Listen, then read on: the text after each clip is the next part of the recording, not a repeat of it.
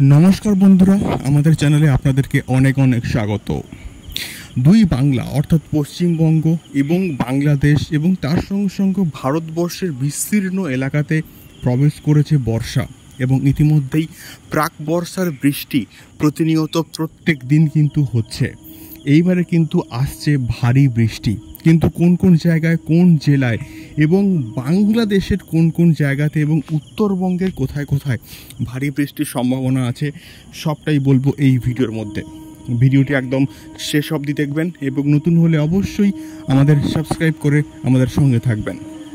ইতিমধ্যেই দক্ষিণবঙ্গে প্রবেশ করেছে বর্ষা এবং বঙ্গোপসাগরে তৈরি হয়েছে ভারী মেঘ এবং ভারী নিম্নচাপ, এবং তার ফলেই দক্ষিণবঙ্গ এবং বাংলাদেশ এবং তার সঙ্গে সঙ্গে উত্তরবঙ্গে কিন্তু প্রবেশ করছে ভারী মেঘ, এবং তার ফলেই কিন্তু একটি প্রবল বৃষ্টিপাতের সম্ভাবনা তৈরি হয়েছে। এবং এই বৃষ্টিপাত কিন্তু চলবে আগামী সপ্তাহ জুড়ে, এবং রীতিমতো নির্ধারিত সময়ের কয়েকদিন পরেই বর্ষা প্রবেশ করলেও এই বর্ষা এই বছর ভালো রকম কিন্তু বৃষ্টি দেবে আমাদের দুই বাংলা এবং গোটা ভারতবর্ষে। এবং এর একমাত্র কারণ হচ্ছে লা নিনা, এবং এই ফ্যাক্টরটি কাজ করছে প্রশান্ত মহাসাগরে, এবং যার ফলে আমাদের দুই বাংলাতে যেমন তাপপ্রবাহের সৃষ্টি হয়েছিল তেমনিভাবে ভারী বৃষ্টির সম্ভাবনা কিন্তু রয়েছে আমাদের দুই বাংলাতে।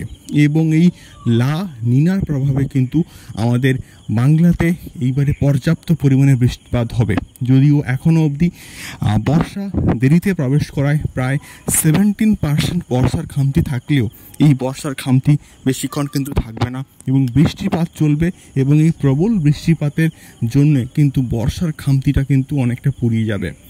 তো এটাই ছিল আজকের লেটেস্ট খবর আবহাওয়া সংক্রান্ত।